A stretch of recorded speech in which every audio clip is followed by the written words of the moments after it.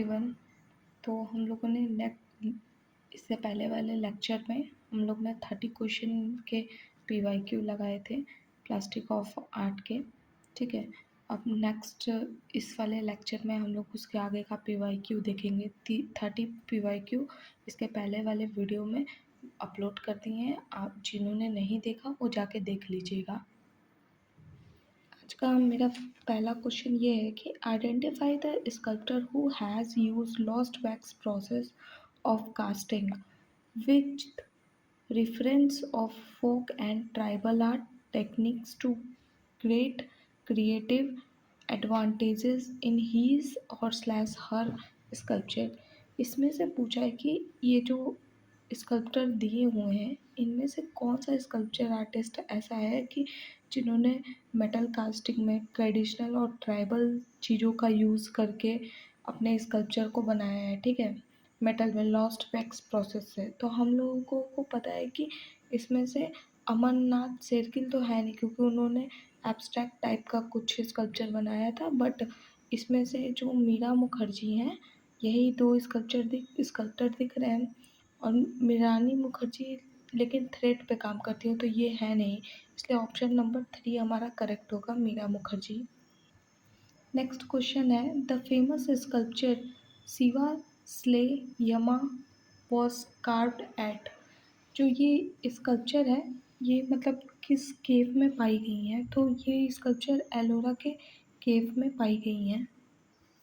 Next question ये पूछा है identify the Ellora cave where the sculpture of Govardhandhari Krishna is carved.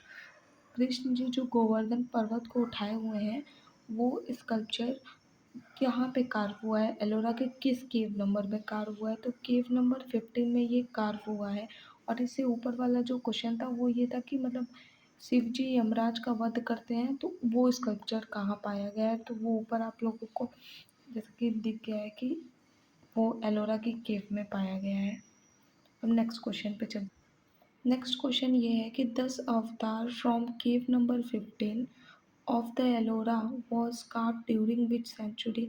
जो 10 अवतार हैं वो एलोरा के केव नंबर 15 में रखी हुई हैं। ठीक, तो वो किस सेंचुरी में कार्व हुई थी? तो वो हुई थी 8th सेंचुरी में कार्व हुई थी। ठीक है, और ये क्वेश्चन ये भी घुमा के भी पूछ सकता है कि ये 10 अवतार स्कल्पचर किस केव नंबर में प्रेजेंट है? तो आपको इसका आंसर देना पड़ेगा 15।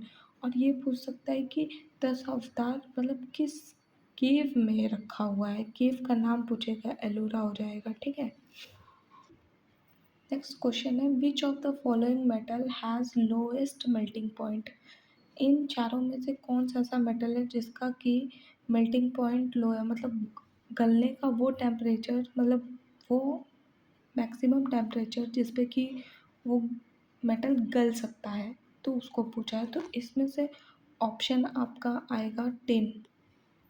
टिन का लो मेल्टिंग पॉइंट होता है, मतलब इन सबको हाई टेम्परेचर चाहिए होगा मेल्ट होने के लिए, बट टिन कमी इन सब के कंपैरिजन में कम ही टेम्परेचर पे मेल्ट हो जाएगा।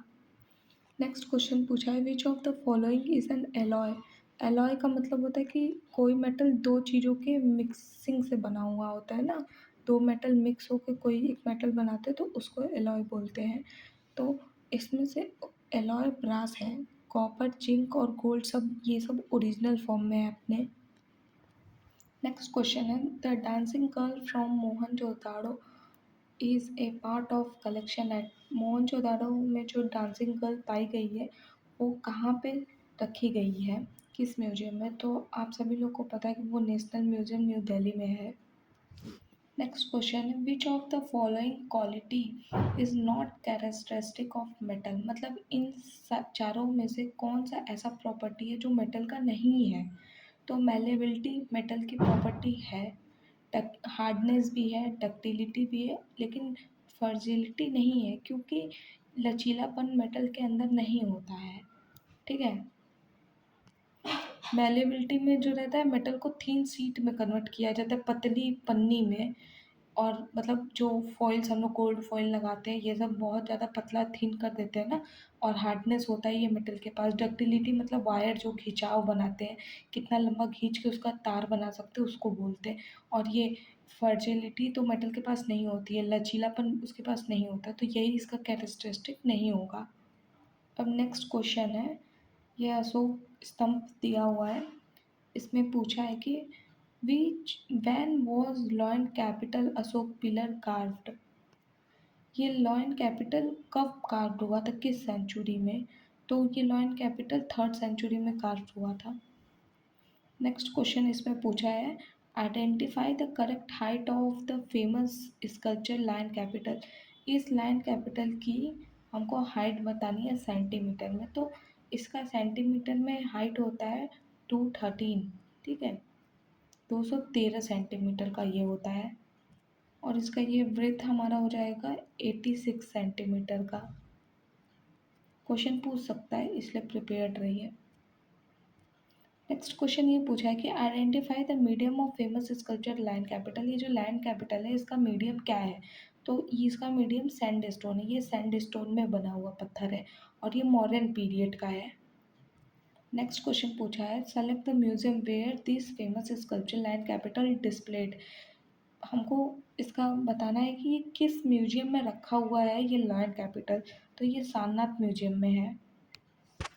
नेक्स्ट क्वेश्चन इसमें पूछा है कि identify the metal by its sequential order from its minimum to maximum malleability. अब मैलेबिलिटी मैंने क्या बताया कि जिसको बहुत पतले थीन सीट में कन्वर्ट कर किया जा सकता है उसको बोलते हैं, और ये पूछा है मिनिमम से मैक्सिमम का अरेंज करना है हमको।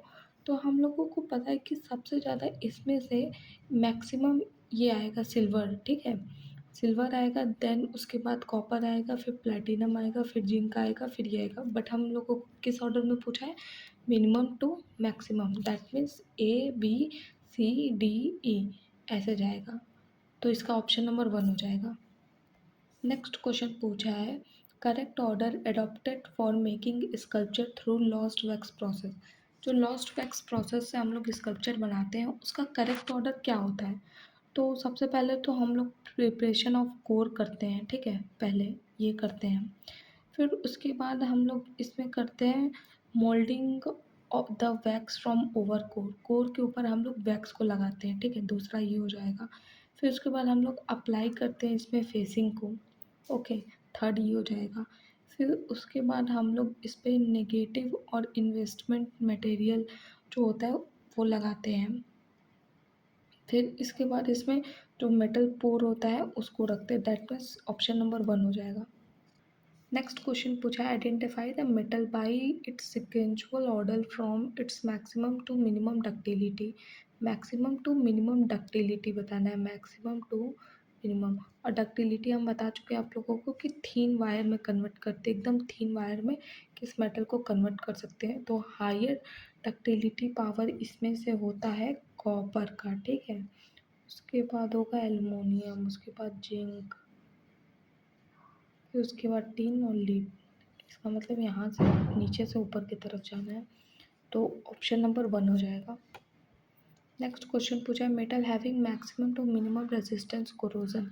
मतलब वो मेटल जिसके पास कोरोजन पावर एटमॉस्फेयर से रिएक्ट करने का मतलब ज़्यादा से कम की तरफ का बताना है कि जिसका कोरोजन पावर कितना हाई है, मैक्सिमम टू मिनिमम बताना है। तो सबसे ज़्यादा कोरोजन पावर जो है रेजिस्टेंस जो नहीं हो सकता है एटमॉस्फेयर से, तो हम सभी जानते हैं कि गोल्ड नहीं होता है, ठीक है, गोल्ड हो जाएगा पहले नंबर पे, कि इसका कोरोजन पावर बहुत वो है, रेजिस्टेंस है। ये एटमॉस्फेयर में देखते हैं गोल्ड रहता है तो किसी चीज़ से रिएक्ट होकर अपना कलर नहीं ना चेंज करता है, सिल्वर रहता है तो वो ब्लैक हो जाता है, तो इसका हो जाएगा फर्स्ट, ये हो जाएगा गोल्ड हो जाएगा, फिर उसके बाद कॉपर का हो जाएगा, ठीक है, फिर देन इसके बाद हो जाएगा एल्युमिनियम, फिर उसके बाद हो जाएगा टिन, और फिर जिंक। इसका मतलब कि सेकेंड वाला option. Identify the metal by their sequential order of minimum to maximum malleability. फिर मैलेबिलिटी फिर वही चीज़ मैंने बताया था आप लोगों को, अब इसमें मिनिमम टू मैक्सिमम पूछ लिया है, ठीक है, तो मिनिमम टू मैक्सिमम के लिए हम लोगों को ये मिनिमम इसका होता है निकल का, आयरन का, फिर जिंक का, फिर प्लेटिनम का, फिर टिन का।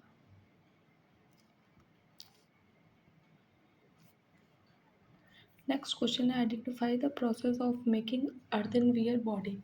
अर्थनवियर बॉडी को बनाने के लिए कौन सा प्रोसेस मतलब यूज़ होता है, कैसे? तो इसमें सबसे पहले तो हम लोग क्ले का प्रिपरेशन करते हैं, ठीक है। क्ले का प्रिपरेशन करते हैं, फिर उसके बाद mix with different additive like sand और ग्रोक, हाँ ठीक है। फिर इसके बाद इसका प्रिपरेशन करते हैं, मतलब ग्रॉग मिक्स करते हैं सैंड के अंदर। फिर उसके बाद हम लोग कोई ऑब्जेक्ट बनाते हैं, तो ये हो जाएगा थर्ड वाला, मतलब कि कॉइलिंग और स्लैब मेटल्स से बनाते हैं। फिर उसके बाद आएगा उसको ड्राई करते हैं हम लोग, चौथा ऑप्शन ये हो जाएगा।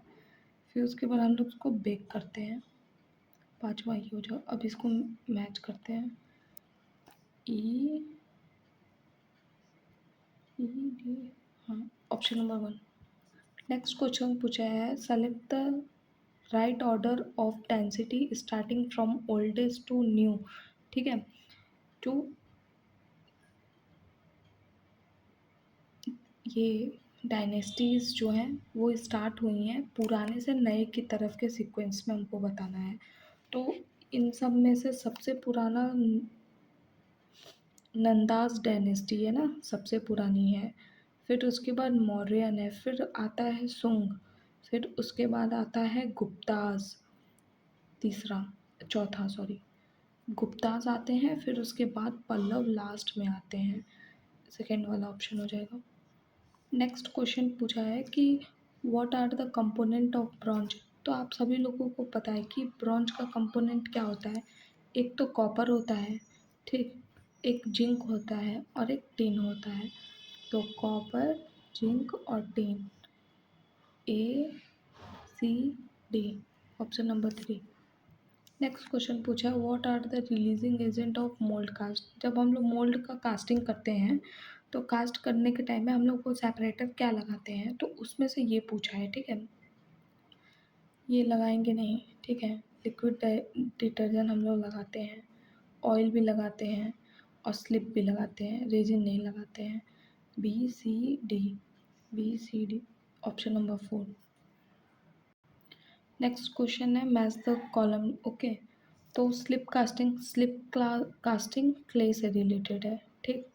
ए का चौथा, ए का चौथा। फिर उसके बाद हम लोग ये देखते हैं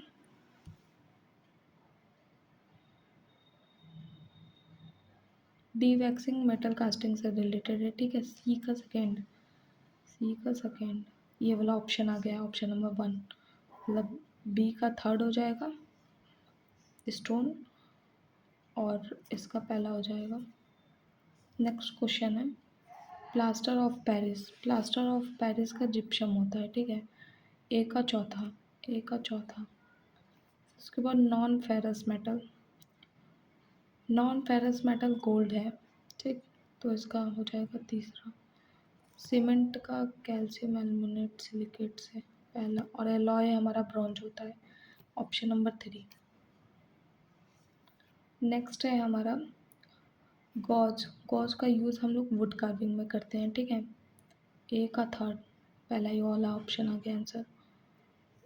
और क्लेव चीज़ल का हम लोग यूज़ करते हैं स्टोन कार्विंग में, ठीक है। ब्रश चीज़ल का हम लोग यूज़ करते हैं स्टोन कार्विंग में, इसका भी। और ये कोर वेंट जो है मेटल कास्टिंग से रिलेटेड है। नेक्स्ट क्वेश्चन है गॉस का यूज़ हम लोग वुड कार्विंग में करते हैं, ठीक है। ए का थर्ड, ऑप्शन नंबर 3 ही आ गया। फिर ब्रश चीज़ल का हम लोग यूज़ स्टोन कार्विंग में करते हैं, ओके। फिर उसके बाद हम लोग स्प्रो, ये मेटल कास्टिंग से रिलेटेड है। और जेल कोड ग्लास फाइबर से है, ऑप्शन नंबर 3। नेक्स्ट क्वेश्चन पूछा है वुड और उसका टाइप बताना है हमको। तो ये सॉफ्ट वुड जो होता है वो पाइन का होता है, सॉफ्ट वुड। और हार्ड वुड जो होता है ओकरा का होता है। और वो सॉ जो यूज़ करते हैं हम लोग कटिंग लार्ज टेम्बर को, chisel and gross carving would के लिए, ऑप्शन नंबर 1। नेक्स्ट क्वेश्चन, ये आर्टिस्ट दिए हुए हैं, स्कल्पचर आर्टिस्ट, फिर उसमें पूछा है कि उन लोगों ने किस में काम किया है, किस मीडियम में। तो इसमें से हम लोग को पता है कि मीरा मुखर्जी ने ब्रॉन्ज में काम किया है, और मृणालिनी सॉरी मीरा मुखर्जी ने काम किया है डोगरा कास्टिंग में, ठीक है। मृणालिनी मुखर्जी ने हेम फाइबर में काम किया है, ठीक है। और डीपी रॉय चौधरी ने काम किया था ब्रॉन्ज में, और इन्होंने कॉपर में। अब मैच कर लेते हैं पहला वाला ऑप्शन। नेक्स्ट क्वेश्चन है, ब्रास जो है वो जिंक और कॉपर से मिलकर बनता है, ठीक है। ब्रॉन्ज जो होगा टिन कॉपर से हो जाएगा। इसके बाद रबर मोल्ड का लेटेक्स हो जाएगा, Oval zinc silver, option number 1। Next question पूछा है, ये स्कल्पचर आर्टिस्ट दिए हैं और यहाँ पे उनका वर्क का नाम दिया है, ठीक है।